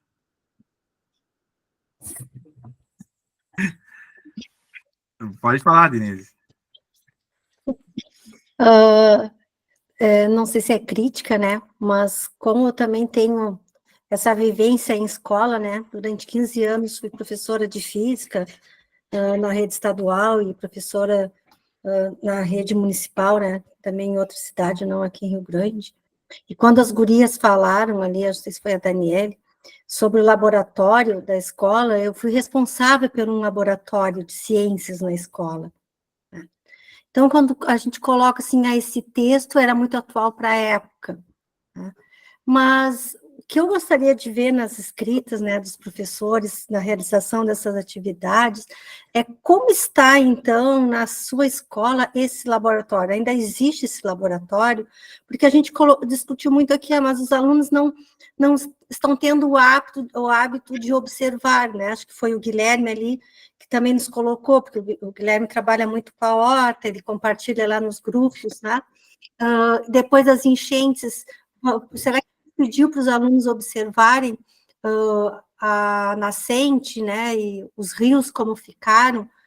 Quem mora ali, que nós temos alunos aqui, eu andei lá pela serra, a gente sabe, né, como mudou essa imagem, né? Então, a minha reflexão é em relação a isso, né? A gente tem avanços, temos os simuladores, trabalhamos com imagem, a comunicação é importante, mas aonde o nosso aluno está fazendo ciências na escola? Onde ele está fazendo? Eu acho que isso vocês poderiam trazer para o texto, né? Que quando a gente tem essa vivência, assim, e quando a gente começa a realizar as pesquisas e ampliamos as pesquisas cada vez mais, com objetos de aprendizagem, com multimídia, né? Mas, e na escola, como está sendo essa elaboração e reconstrução desses conhecimentos de ciências? Que eu fiquei pensando durante todo esse tempo, assim, que o Valmir estava nos tocando, né, nos desafiando aqui a refletir, né, o tempo. Então, era isso que eu acho que seria, que eu gostaria de ver nas escritas também, né? Carla, por favor. Eu queria dizer que eu adorei ouvir os teus 7 slides, fiquei curiosa com os que faltam, né? Mas, assim, o que me chama a atenção, assim, da tua fala, é o quanto tu consegues olhar de forma multidimensional para esse ente laboratório, né? Que só tem razão de existir pelos sujeitos que vão estar ali dentro, e pelo que esses sujeitos vão estar fazendo ali dentro, né? Eu escutei há alguns anos, né, e tu falou aqui também, né, que o nosso governo tem incentivado muito a cultura maker, o quanto isso é importante, e a gente vê o quanto a gente esbarra, né, num monte de questões políticas, né, e econômicas e sociais para, de fato, desenvolver isso, e o quanto essa cultura maker pode ser um perigo, né, porque ela pode favorecer só uma parte desse olhar multidimensional para o laboratório, que é o fazer. Eu me lembro que eu ainda estava na diretoria de extensão e a gente foi para Brasília para um seminário, né, sobre o Ciência na Escola. Estavam lançando, na época, o tal do Ciência na Escola. E a pegada naquele momento era o hands-on. Então, muda a frase, mas é sempre em inglês, né, gente? A gente entende isso, né? É a cultura maker, era o hands-on, que é a cultura mão na massa, e que é a mesma coisa, né? E eu escutei um astrofísico, Valmira, não sei se tu conhece ele é da URGS, o Alan Brito, e é um astrofísico desses cientistas que eu acho que mora num laboratório igual aquele do Valmir ali, aquele laboratório essencial, assim, todo colorido e cheio de coisas. E o Alan, ele disse isso, né, provocou as pessoas em Brasília dizendo, ok, hands-on é importante, mas minds-on é importante. Não basta mexer com a mão, eu tenho que estar com a cabeça mexendo também. E é por isso que os alunos do Valmir entendem de eletricidade e não sabem mudar uma resistência, porque ou ficam no maker ou ficam no mind. E está faltando uma terceira coisa que o professor Alan falava, que é o heart zone. É ligar a mente, ligar a mão e o coração, que são as emoções, que é tudo que o Valmir trouxe para a gente aqui hoje, né? Ou seja, precisa ter significado, né? E a emoção é o que dá significado para as coisas, seja positivo ou negativo, enfim, né? Então, eu acho que foi muito feliz aquele teu, eu amei aquele teu laboratório essencial ali, acho que foi essencial que tu falou, né, o nome do laboratório, né, com aquela rosa linda desabrochando ali, e essa visão que é plural, e que denota a nossa obrigação enquanto professores de fazer com que o nosso estudante também possa se expressar de diferentes maneiras, que foi o que tu falou o tempo todo aqui, né? Tem várias formas da gente expressar aquilo que está sendo produzido, né? De forma multimodal, como tu explicou aqui. Parabéns. Vou querer assistir os outros slides. Não sei se a Ana estava escrita. Mas eu tirei, na verdade, eu ia aposentada, eu tive que procurar o que era Jardim Maker e Espaço Maker. E por que eu coloquei isso como essência? Para mim tem 3 elementos aí, né, Carla e Denise, né? Obrigado pelas considerações. Primeiro, pensamento é fundamental. O pensamento a parte cognitiva é fundamental, ela é importante, tem que estar lá na ação do laboratório.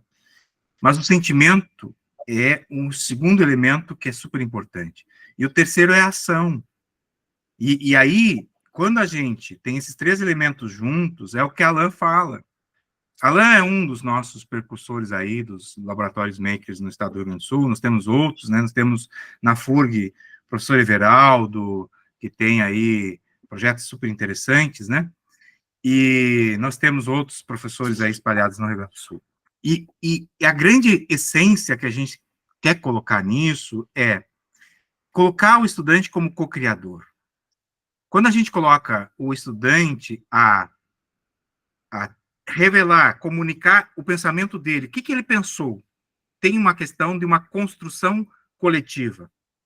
E isso não é eu que estou dizendo. Isso tem um Gordon Wells, tem Bereiter, Scardamalha, que já trabalha há muitos anos com isso, desde a década de 90. Que a construção do conhecimento por parte do estudante dentro das atividades de laboratório deveria ser muito similar ao que os cientistas fazem. Troca de informação, compartilhamento de ideias, de arquivos, de materiais, né? Sobre enchente mesmo. Eu, por exemplo, eu não tive a oportunidade ainda de viajar para a Serra. Eu não tive a oportunidade ainda de ir fazer palestra lá em Teutônia, para passar em Estrela e tal. Mas eu tive a oportunidade de ver várias coisas que alguém compartilhou comigo. Então, esse compartilhamento ele precisa acontecer também nas nossas atividades. E, geralmente, quando a gente trabalha no laboratório, e aí não é ter ou não ter o laboratório. Às vezes a gente tem o laboratório, mas não tem um aspecto metodológico diferente. E aí é a crença. Qual é a minha crença de utilizar esse laboratório? A minha crença é que se siga protocolos. Então, eu tenho uma formação que tem uma visão do laboratório do Jorge, ok? E é isso que acontece, geralmente, quando a gente quer colocar laboratório na escola. porque foi essa visão desenvolvida. E não é uma crítica ao Jorge, não, estou fazendo uma crítica à forma como que o ensino de ciências recebeu, se apropriou dessa ideia de atividade de laboratório, né?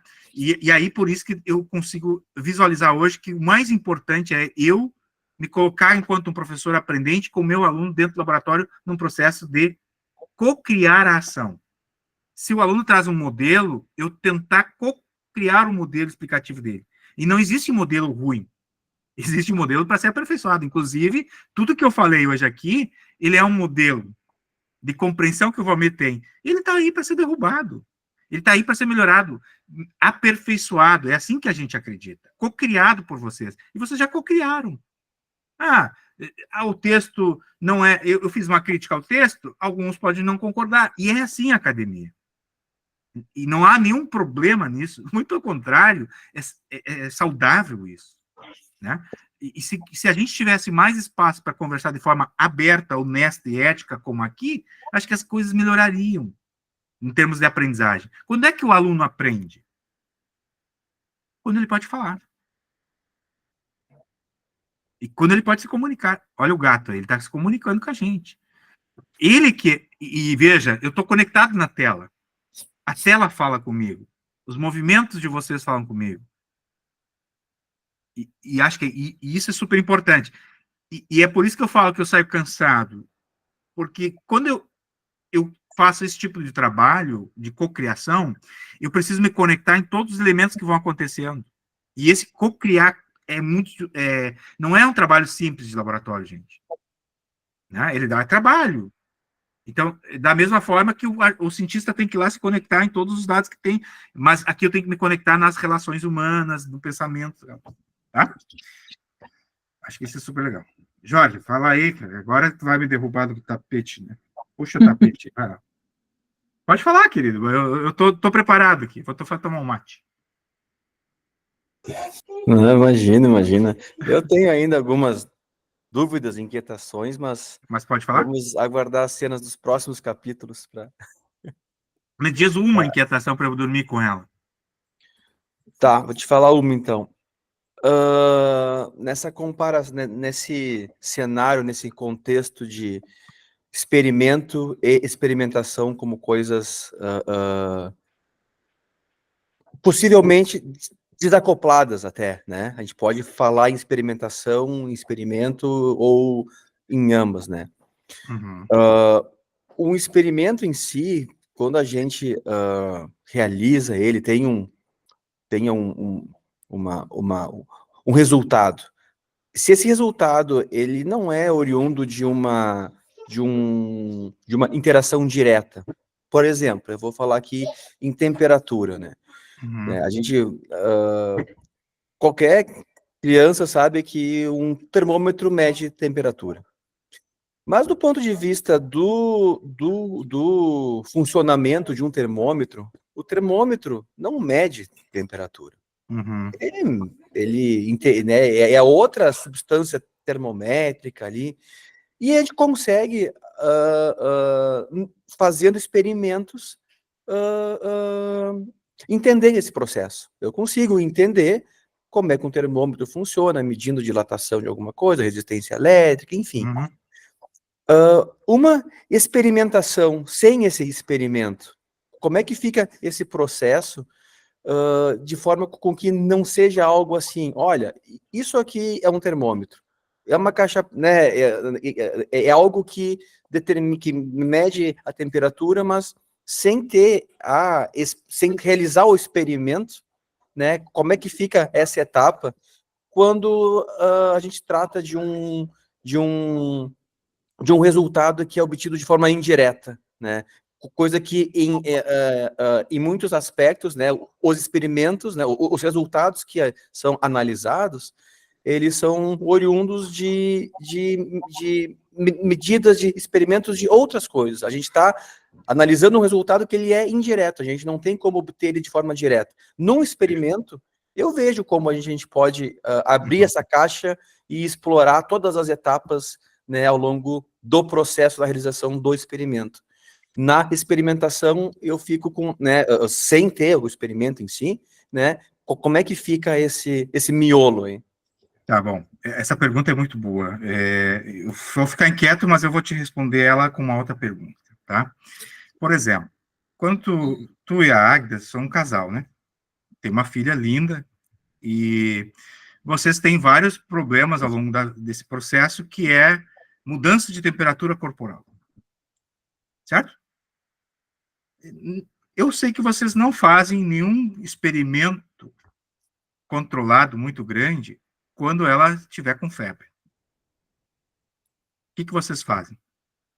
Vocês conversam, vocês têm o tato, vocês já sabem o comportamento da menina de vocês, como ela se comporta quando ela tem uma mudança no quadro febril dela, e vocês têm formas indiretas de fazerem análise. Mas a conversa é central. O que vamos fazer? Vamos levar no médico? Quer dizer, aí vocês têm a relação humana com um processo de análise. Então, tem uma investigação. Ah, será que ela tem algum problema estomacal? Então, aí, o que muda? Vocês não têm um experimento associado só ao termômetro. Né? Não é um controle, porque é um corpo humano. Entende? E aí entra um processo da ação, que é pensamento, o sentimento e a própria cocriação entre vocês dois com a filha. E isso é interessante, porque quando tu está numa sala de aula, muda a relação. Porque não é só a medida de temperatura, mas também é o conhecimento científico que o aluno carrega, o modelo que ele tem para explicar aquilo. Então, você também carrega um modelo explicativo, e esse modelo precisa ser melhorado, aperfeiçoado, da mesma forma que a gente vai aperfeiçoando o modelo para explicar o quadro febril de uma criança. Então, quando a gente fala de experimentação, a gente está falando de um experimento, que eu posso usar o termômetro debaixo do braço, né? Posso ter a temperatura, mas tem outros elementos que são elementos do quadro das relações humanas que vão aparecendo com o experimento. Então, existe uma medida, mas essa medida, ela tem um contexto, que às vezes é subjetivo, é do sujeito que está junto na experimentação. E quando a gente tem o experimento controlado no laboratório, o Jorge não entra na jogada. Quem entra na jogada é o protocolo. Então, essas coisas são legais porque o nosso aluno da licenciatura ele precisa compreender quais são as diferenças entre uma medida de laboratório e uma atividade da experimentação que tem foco na aprendizagem daquele conceito de temperatura. Porque a experimentação, ela não tem o foco central só medir a temperatura e tomar a decisão a partir dela, ou o equívoco da medida e tal. Mas ela tem um conjunto de questões que é, eu quero aprender o que é o quadro febril, que tem o elemento da temperatura, mas tem o elemento da troca de informações entre as pessoas, e aí que muda o cenário. Então, como que a gente faz isso? Né? E claro que o físico vai confiar no termômetro, mas ele vai também escutar a esposa vai escutar o pai da criança, e assim, e vocês vão escutar a criança. Quer dizer, quando eu estou com as crianças dentro de um processo, eu tenho que aprender com ela. E isso muda bastante a relação entre o que é o experimento, ou seja, colocar o termômetro debaixo do braço esqueci o nome da tua filha, desculpa. Ana Clara. Ana Clara, que para mim aí que está o experimento, né? O experimento básico é eu ter a medida e eu confiar no termômetro, ou tem que trocar a bateria do termômetro, né? Porque o termômetro pode ter erro, pode, muitas vezes tem, né? Às vezes a forma como eu coloco ele no lugar errado ali, fiquei nervoso, né? E isso tudo interfere, mas veja, esse é o experimento. Mas a experimentação em torno, a ação com esse experimento, envolve pessoas, envolve tomada de decisão, envolve um conhecimento prévio, envolve mudança de comportamento nosso, e às vezes até uma interpretação, né, equivocada. E aí, eu acho que é por aí, tá, Jorge? Para avançar nisso, a gente precisaria mais um cafezinho, mas eu gostei da tua pergunta, que eu acho que é bem interessante a gente pensar o seguinte: a gente é rodeado de experimentos, e pouca ação com o experimento. Porque, às vezes, a gente toma decisões equivocadas. E cada vez mais os médicos têm escutado as crianças quando a gente vai no consultório. Ele usa o experimento dele lá, o termômetro. Mas ele escuta assim, tá, mas o que tu sente? Opa, então ele está associando uma ação a esse experimento da temperatura, a ação de compreender o que a criança compreende, ele vai pegar o modelo que ele tem lá do conhecimento médico dele e vai fazer a interligação. Então, veja, é um conjunto de ações que envolve pessoas, que num experimento controlado tem um protocolo, que eu não posso modificar muito, né? Até posso interpretar, mas eu não consigo modificar esse protocolo, a não ser que eu tenha lá as evidências de que realmente aquele termômetro tem um problema na resistência, eu vou mudar o protocolo para ver se eu consigo adequar. Então, acho que aí tem as diferenciações básicas, assim, tá, gente? Bom, 21 horas, eu falei demais, eu sabia que eu ia falar demais. Eu preciso ir, tá? O meu voo tá me esperando, e o meu voo tem uma galera aí fora me esperando. Tá bem, gente? Muito obrigado, e eu espero que vocês tenham gostado ou não, mas que vocês tenham ficado inquietos. Tá bem? Júlia, amanhã a gente conversa. Temos um projeto de qualificação Obrigada, do Grêmio. professor. Tá bem. Boa noite. Boa noite, gente. Um abraço. Obrigada, Valmir. A gente Tchau, vai pessoal. te Boa noite. contactar para Obrigada, parte boa 2, noite. então, dos Obrigada. slides que faltaram.